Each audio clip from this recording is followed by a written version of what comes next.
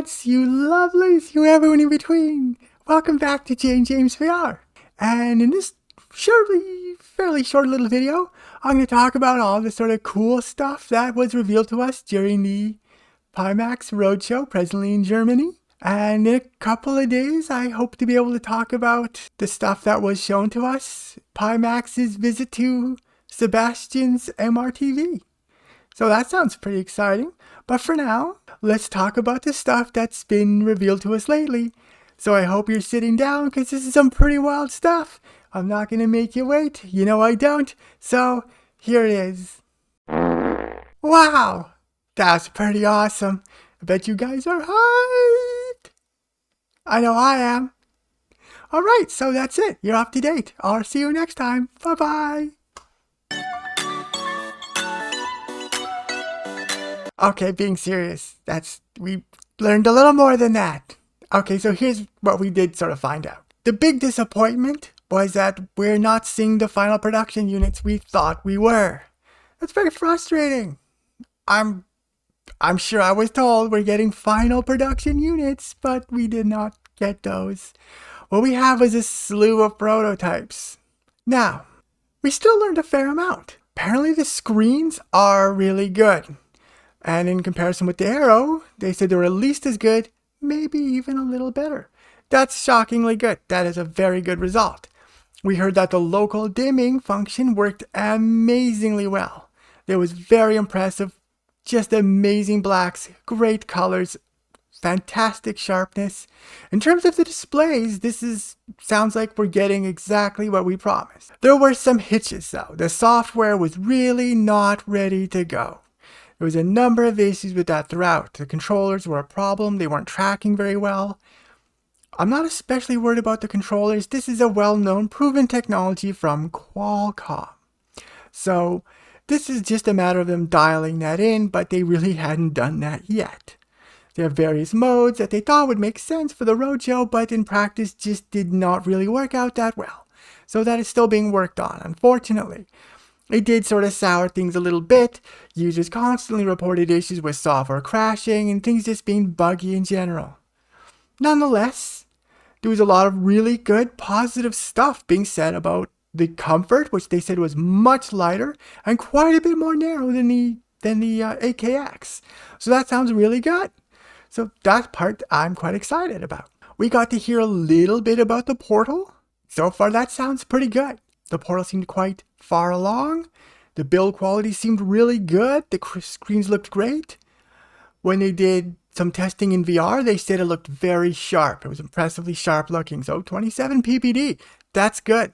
It's not 35 or 42 like on the Crystal, but it's quite a bit cheaper. So yeah, it sounds like a really neat little device. And it does seem like it's a little farther along, in some ways even than the Crystal. Controllers still sort of remain a bit of an issue with them though.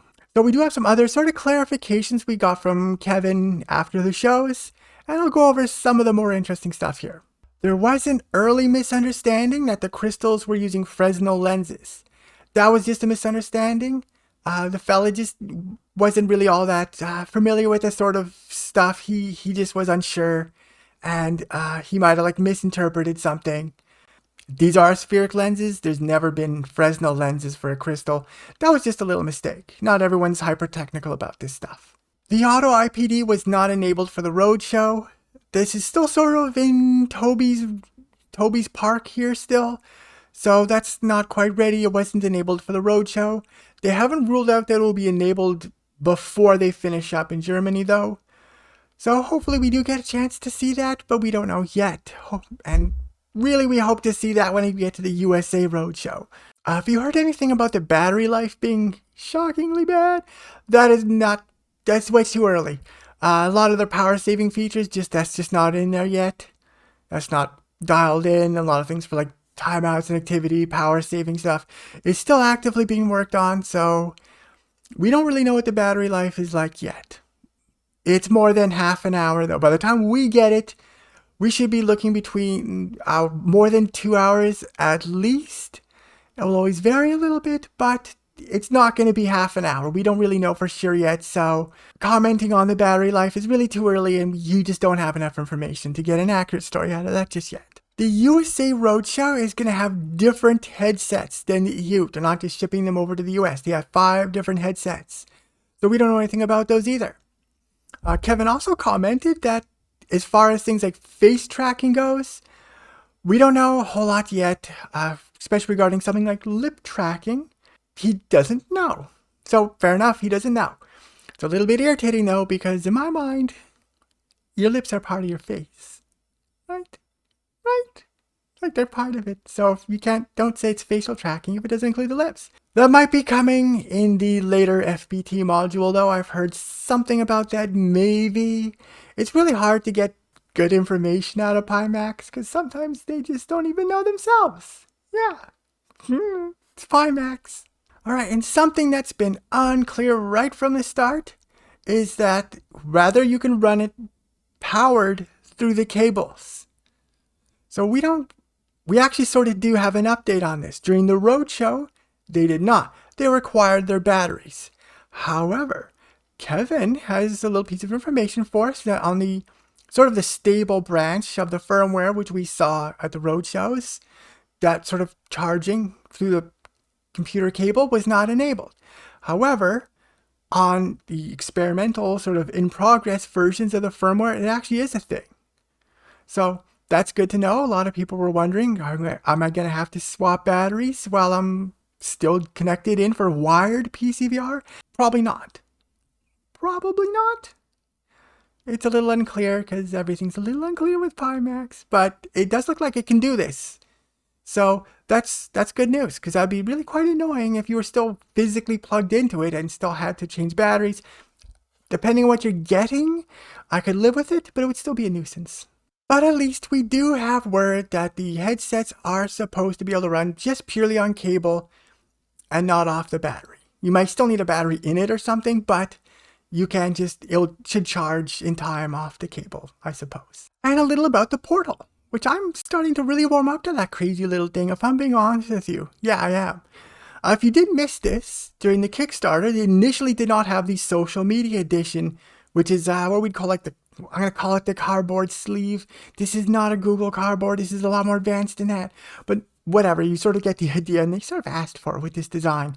Okay, but the social edition of the VR component is now on the Kickstarter, so you can maybe go edit your pledge and add that in as an option to show interest. They're doing that thing where it's like you put $1 in to show your interest, and then later on we'll find out what the actual price is. So there's that, and I've certainly done that because I'm getting all that stuff. I mean, I run a Pimax channel. I have to get all the Pimax gear. But initial reports about the portal are actually very positive. Even the VR mode, it's looking really good. It's looking really sharp. That's very exciting. Some people had some questions about the magnetic controllers, how well they would securely fit. Apparently, the magnet is alarmingly strong, and one guy sort of pinched his finger. All right, good. No wobble whatsoever. Very potent magnet, so badass. I'm excited to see a lot more about the portal. I think that's going to just totally dominate the budget tier and provide some other interesting stuff as well. So I know a lot of people have been poo-pooing the portal. I don't think they know what they're talking about, to be frankly honest with you. I think this sounds pretty rad, and in its price range, I think it will totally dominate. So I'm excited about this. I would have really loved to see, though, those final production models of the crystal we were promised. Here's the thing. Okay, I'm a Pimax fangirl, but that also means I know what they're like. None of this really surprises me. It irritates me, okay? Don't get me wrong. I'm quite irritated by the fact that we're not getting those final production units. We wanted to see what we're buying.